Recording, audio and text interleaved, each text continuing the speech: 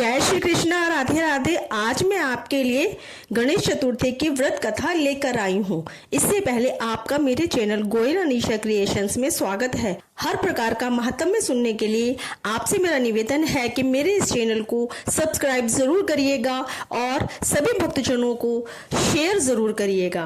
गणेश चतुर्थी के बारे में थोड़ी सी जानकारी प्राप्त करते हैं। गणेश चतुर्थी पर व्रत रखकर महिलाएं संतान प्राप्त और उसके अच्छे वैवाहिक जीवन के लिए व्रत रखती हैं। इसे हिंदू धर्म में हर महीने के शुक्ल पक्ष की चतुर्थी तिथि को गणेश चतुर्थी का व्रत रखा जाता है। हर मास में पड़ने वाली चतुर्थी का अपना अलग महत्व होता है।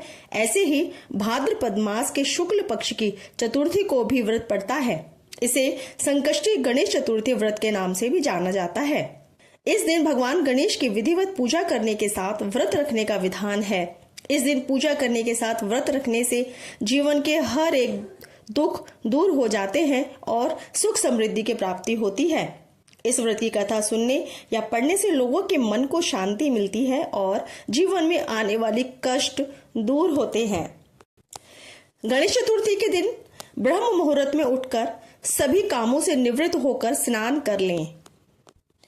इसके बाद हाथों में एक फूल और थोड़ा सा अक्षत लेकर व्रत का संकल्प लें और फिर इसे गणपति जी को चढ़ा दें। इसके बाद गणपति जी की पूजा आरंभ करें। सबसे पहले जल से आचमन करने के बाद फूल, माला, दूर्वा, सिंदूर, रोली, कुमकुम आदि चढ़ा दें। इसके बाद मोदक, बूंदी के लड्डू के साथ मौसमी फलों का भोग लगाएं। इसके बाद घी का दीपक जलाकर गणेश चतुर्थी की व्रत कथा सुने। आइए अब कथा को प्रारंभ करते हैं। पुरानी कथा के अनुसार भगवान विष्णु और माता लक्ष्मी के विवाह के समय की बात है। विवाह की तैयारियां की जा रही थी। सभी देवी देवताओं, गंधर्वों और ऋषियों मुनियों को विवाह के लिए निमंत्रण दिया जा रहा था, लेकिन गणेश जी को इस विवाह के लिए आमंत्रित नहीं किया गया। विष्णु जी की बारात के समय सभी देवी देवताओं ने देखा कि भगवान गणपति बारात में कहीं दिखाई नहीं दे रहे हैं। सबने जानना चाहा कि गणपति को विवाह का बुलावा नहीं दिया गया है या वो अपनी मर्जी से विवाह में नहीं आए हैं। देवताओं ने भगवान विष्णु से गणेश जी की अनुपस्थिति का कारण पूछा।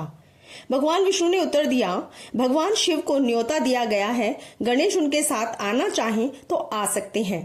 साथ ही यह भी कहा गया कि गणेश बहुत अधिक भोजन करते हैं, ऐसे में किसी और के घर ले जाकर हम उनको पेट भर भोजन कैसे कराएंगे।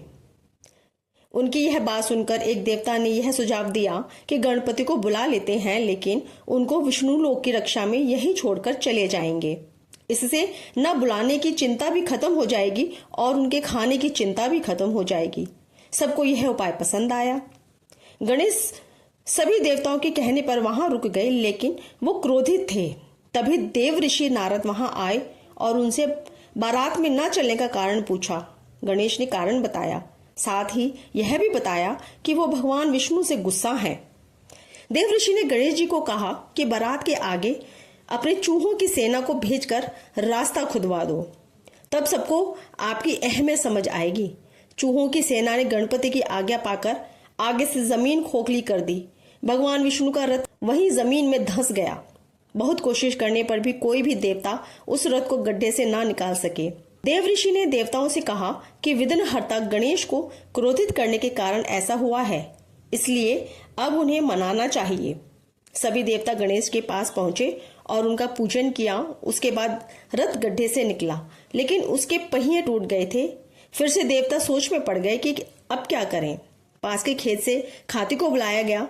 खाती ने गणेश जी की वंदना कर पहिए ठीक कर दिए, जिसके बाद सभी देवी देवताओं को विघ्नहर्ता गणेश को सर्वप्रथम पूजने का महत्व समझ में आया। इसके बाद विवाह विघ्नों के बिना संपूर्ण हुआ। इस प्रकार से विघ्नहर्ता गणेश जी की कथा संपूर्ण होती है। जय श्री कृष्णा, राधे राधे।